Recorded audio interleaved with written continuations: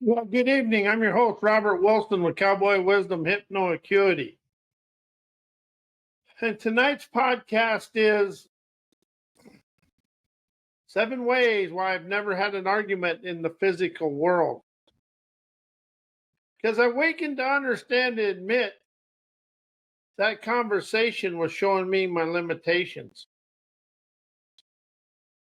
And that is what an argument is. You're being showed your limitations. And I was being showed my distrust of my abilities and everything else. But what really was showing me I lacked the communication skills and distrusting my wisdom to communicate with that person because I was letting my insecurities and immaturity control my life. And I understand the world has been taught reading, writing, arithmetic, computer skills, all kinds of technology, but yet we've never been taught communication skills. And if I open up and witness the world and admit to my parents didn't have good communication skills. Now, there's some people that have good communication skills as long as it fits inside their comfort zone. And that's kind of where I was, is fitting inside my comfort zone. But when it was outside my comfort zone, my viewpoints, opinions, and beliefs, I'd get mad and frustrated. You know, something else I now admit, computers and AI are stealing the individual innovation, and you have to have zero people skills with technology. All you got to be able to do is type something out or illustrate it in some way. Because now you can send an email out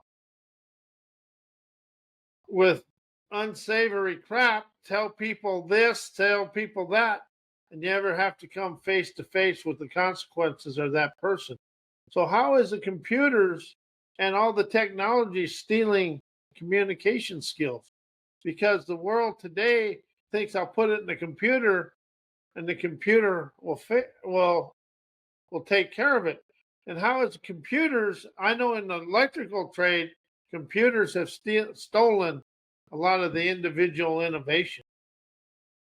And so I now really realize spell check has has stolen some of my innovation. And what I'm saying here is we argue through insecurity, immaturity, hardheadedness, and unwilling to admit there's fresh wisdom in this conversation. Is anything outside of our viewpoints, opinions, beliefs, comfort zone, we never want to hear it. And you know, I've been doing this now for 3 years, my hypnotherapy and hypnoacuity and all that stuff. But what I really realized is I got on some of these networking things.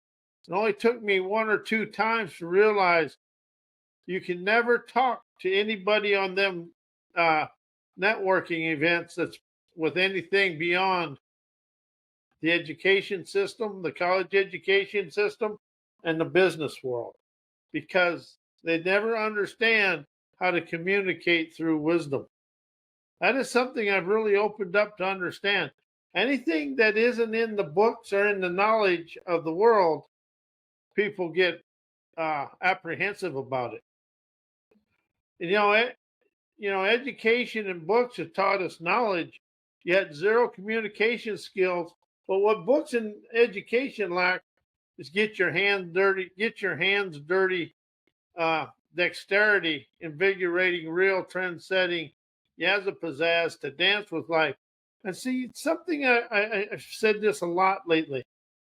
We've lost the common sense or the mother nature nirvana of farming. When I was growing up in the 60s and 70s, this country was full of small farms. And somewhere along the line in the 80s, we started selling off the small farms for the corporate farms. And ever since we've lost that grounding to Mother Earth in the farming, we've become less communication and more selfish. I'm going to tell you straight up, this world is too selfish and too cheap to move forward.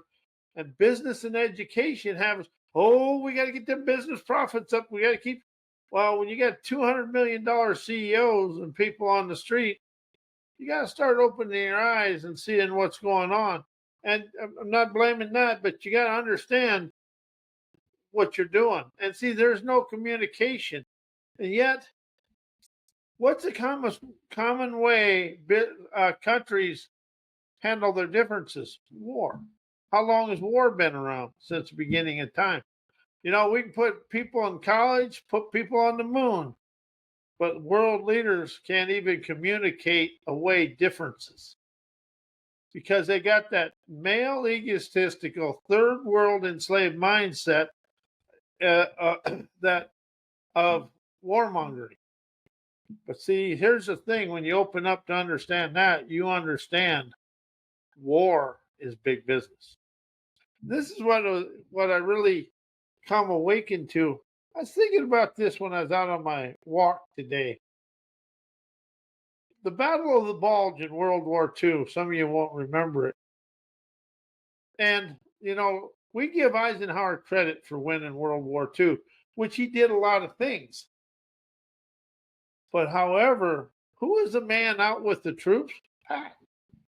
To me, George Patton's the last leader we've had in this world. But something else, it's the troops that won the war. Just like business, the workers make the money, management dissipates it. You know, we got this deal. Oh, it's always the workers' fault. There's the lack of communication. It's never the workers' fault because the workers never ever make a decision or a choice. You know, bad management choices is automatically the workers' fault. Management in this country and business leaders have never ever stepped to the plate and said it was my responsibility. And something else, I kind of having fun with this. Have you ever seen a CEO smile? I never have. But anyway, but we can never communicate. We think as long as we're making money, we're communicating.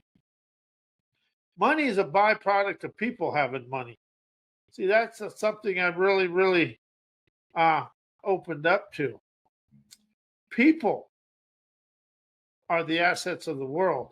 But we think the business plans and the AI, and I'm going to tell you this, I don't do AI because to me, AI is automatic ineptness because it's stealing the innovative talents of people.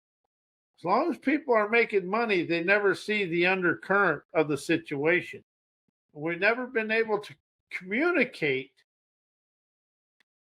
with each other. And now the computers have really stolen the communication. You know, and another thing, when I'm in a heated conversation with another person, and we're at a crossroads and we're stuck in our opinions, viewpoints, and beliefs, I'm being showed liberation to rise out of my worn out barriers, boundaries, fears, insecurity, immaturity, viewpoints, opinions, beliefs, stubborn habits, hard-headed, I'm right, the world is wrong. And you know, I'm really just in an argument with myself. I'm at a crossroads in here, but I can either take the highway or I can take the cactus patch. And if I argue, I'm in the cactus patch. If I listen and communicate, I'm on the highway to peace. Because I now realize I want to argue and fight because I want to stay the same in my bozo, lozo comfort zone. That's something I've really awakened to. You know, we have disagreements, which is good. But the thing about a disagreement is you're both being showed your limitations and you're also being showed a better way.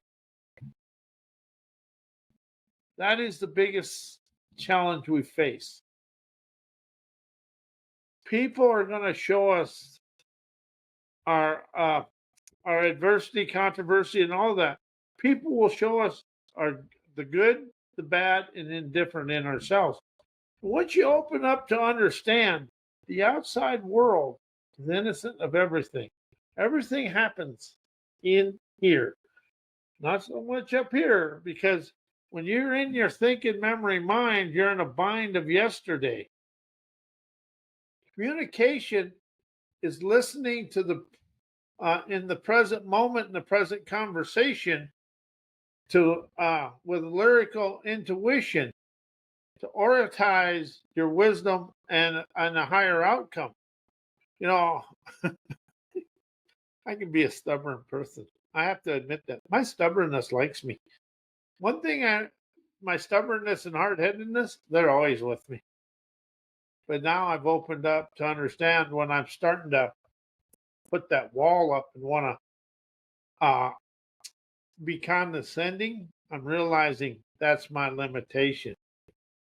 In this world today, our leaders are afraid of anything that isn't a campaign contribution. But it really comes down to people is us communicating with each other. An individual with an innovative entrepreneurship within them will rise this world out because we're too trained by a system of somebody else has it better or somebody else is the leader of the world. And the only leader in your life is you, and that's the one you should be looking at in the mirror. But when you argue with somebody, you're trying to one up them or show them you're stronger. And that's something I really admit I've done. But only one I'm arguing with is my limitations. Hard-headedness, stubbornness, viewpoints, opinions. You know, something else I really awakened to, people want to change their life, but they don't want to rise out of their viewpoints, opinions, their parents' way of life, the ancestors' ways. We always want to stay in the dismay of yesterday, trying to live today. That is something I am totally aware of and something I've done. You know, that's one thing I'd really like about the way I liberate myself. I confess it to the world.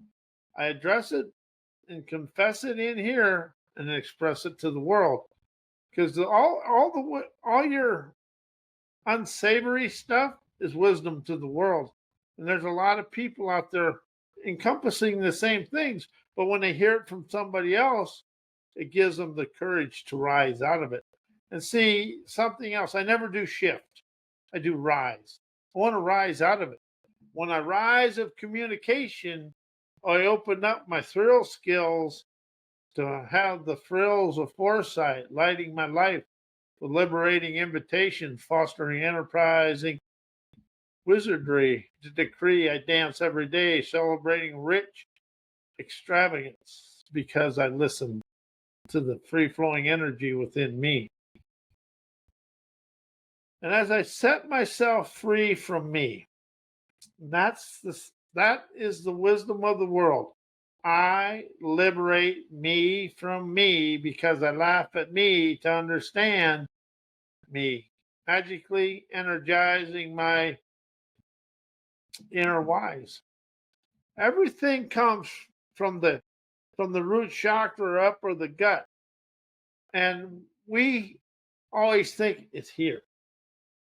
Everything in the head is binded in mind, and a mind is always looking for something to remember.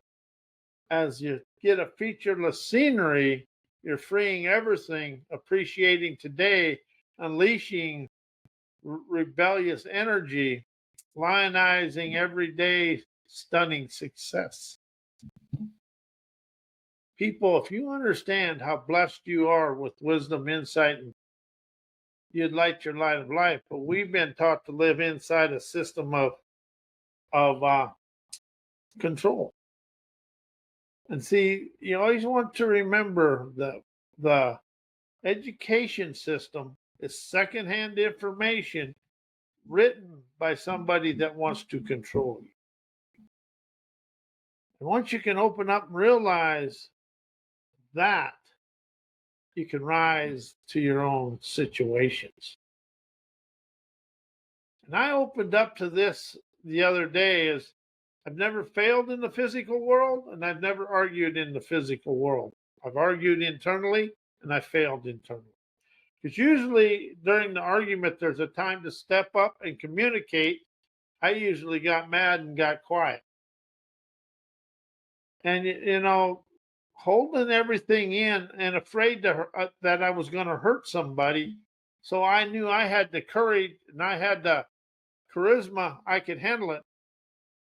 That was a lie I told myself. But there's a lot of people, I understand this. People that talk tough usually aren't tough. It's the quiet people that are tough and they trust their abilities and agility. And most of the loudmouths are just trying to get attention and they're insecure and immature internally. So as I rise to my liminal carpet glide, I genuine illuminate internal dreamers ecstasy. See, it's okay to dream because a dream is your natural talent.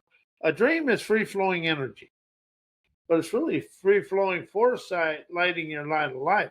But we've been taught, oh, a dream is bad. No, a dream is good, but it's daring you to realize enterprising audacity magically expanding through life.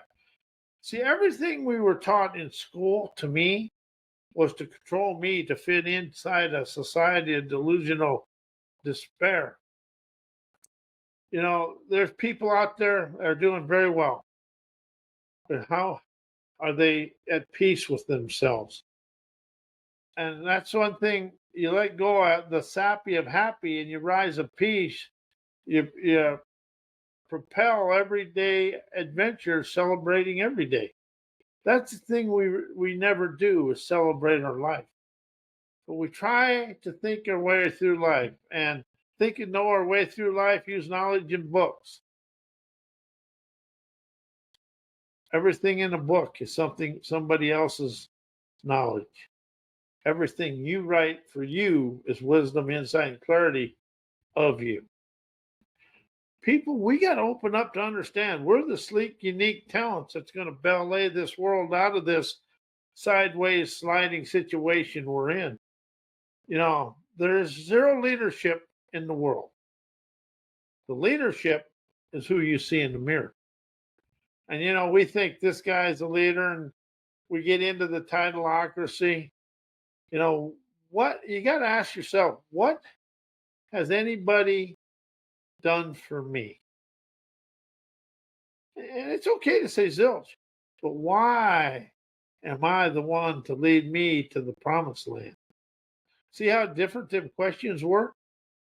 We're always waiting for somebody to do this.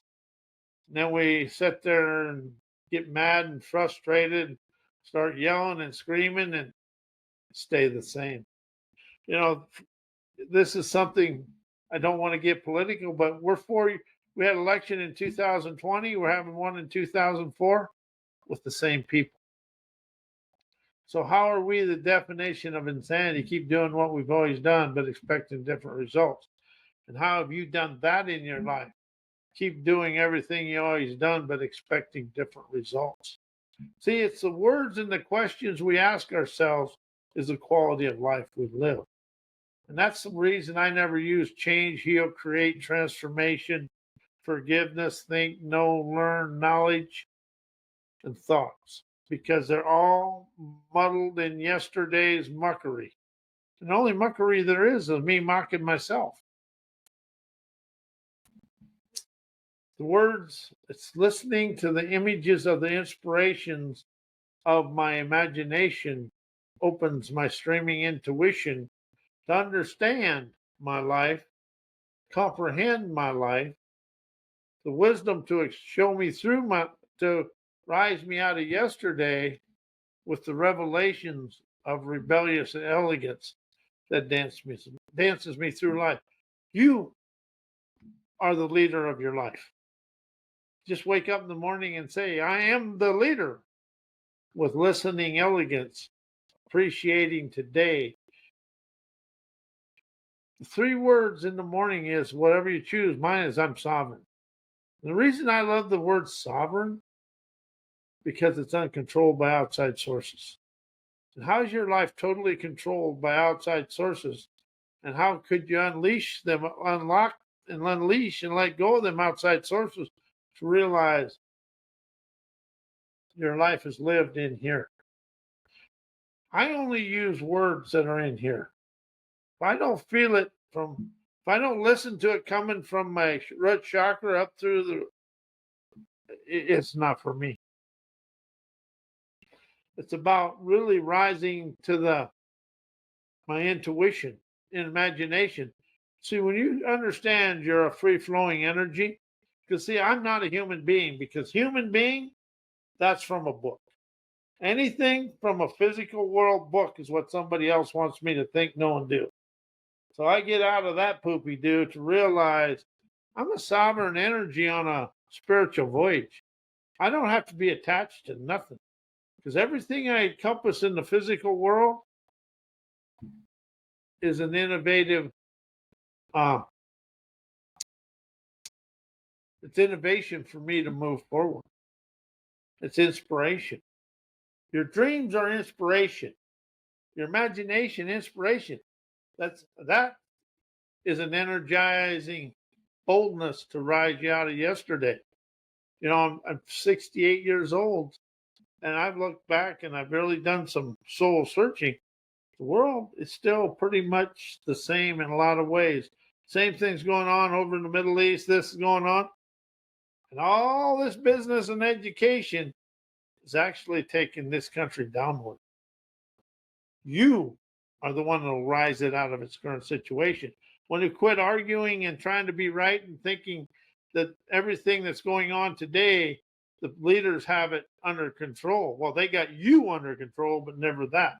So when you let go of the control and unleash them innovative, witted grit getting going within you, you galvanize the optimism to rise and shine and expand of your dreamer's dexterity.